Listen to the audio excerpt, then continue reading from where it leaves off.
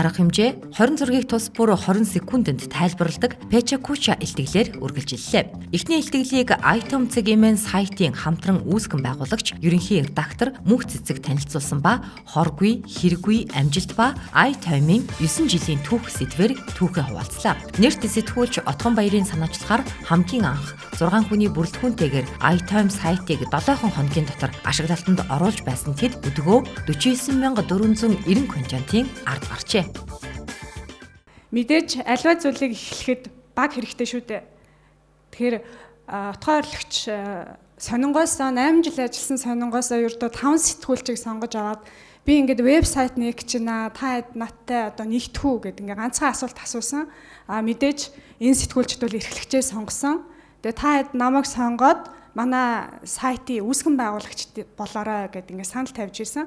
Тэгээд энэ сэтгүүлчд бол одоо ингээд сэтгүүлчээс үүсгэн байгуулагчд болж исэн юм аа.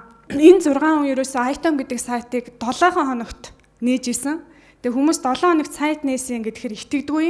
Гэхдээ ерөнхийдөө гол гэрч нь бол би 6 өөрөө. Тэгээ яаж 7 хоногт юу хийж бүтээвэ гэдгсэн чинь редакц байгуулсан, хөрөнгө оруулалт босгосон, вебсайт сайтынхаа домен нэрийг авсан, вебсайтаа бичүүлсэн, опстай болсон, сандал ширээ, компьютер техник хэрэгсэл авсан.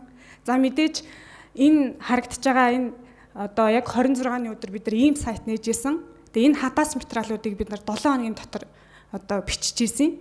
Тэгээд тэр 7 хоногийн 168 цагийн 70% нь бид нар бол унтаагүй.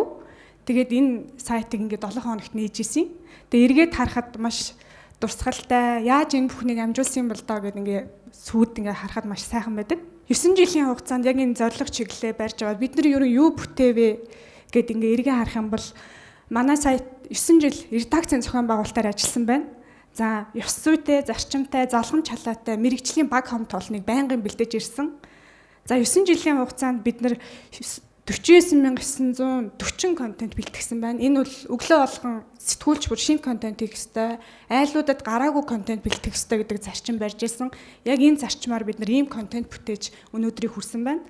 За тэгээс ямар ч харилцагчгүй бид нар ингээд үйл ажиллагаа эхэлжсэн бол өнөөдрийн байдлаар бид нар урт хугацааны гэрээтэй 30 байгууллага, за нэг удаагийн зар сурталчилгаа болгодог 30 орчим байгууллагатай ингээд хамтын ажиллагаа тогтоож ийм дэмжигч нартай болсон байна. Тэгээ энэ амжилтаа бидний хувьд энэ бол бидний хоргүй одоо амжилт юм а гэж манай хамт олон тодорхойлоод байгаа. За хэрэгүү гэдэг амжилт нь юу вэ гэхээр бид нар 9 жилийн хугацаанд хүн гүтгээгүй бусдыг шантаажлж байсан түүхгүй. Тэгээ энийгээ бид хэд болохоор одоо бидний хэрэггүй амжилт юм аа, байгууллагынхаа нэр хүндэд сэв суулгаагүй ийм амжилт юм аа гэд тэгээд ингээ 9 жилийнхаа хэрэггүй хоргүй амжилт гэж тототгсон байгаа шүү. Мэдээж доктортой үйл ажиллагаа явуулахад санхүүгийн сахилга бат маш чухал. Тэгээ дотооддоо бол бид нэг 3 зарчим барьж байгаа. За цалингаа бол цагтаа тавина. Тэр их баг байна уу гэдэг нь 2 дугаар асуудал. Гэхдээ сэтгүүлчдийн цалин бол цагтаа тавих хэрэгтэй. За нийгмийн даатгалын заавал төлөх ёстой, татвар дөрвөө авах ёстой гэдэг. За тэгээд 9 жилийн хугацаанд одоо Мөнх Цэцэг гэж хүн энэ байгууллагаас юу сурваа? Ер нь ингэж мэдээллийн сайтд ингээд доктортой 9 жил ажиллахад чи юу өөртөө авсан бэ гэд надаас хүмүүс бас асуугаад байдیں۔ Бид бас энэ илтгэлийг бэлдэж байхдаа бас би өөртөө юу авбаа гэж асууж үзсэн. Карьерийн хувьд бас маш өссөн байна. Сэтгүүлч байснаа үүсгэн байгуулагч болсон байна.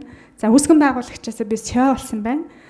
Гэт ингээ харах юм бол албан тушаал бол ингээ ахиа яваад байгаа. Тэгвэл энэ албан тушаалуудыг дагаад надад маш олон туршлага, за асуудлыг шийдвэрлэх чадвар, за дэсвэр, төвчээр ингээд сууж ирсэн байна.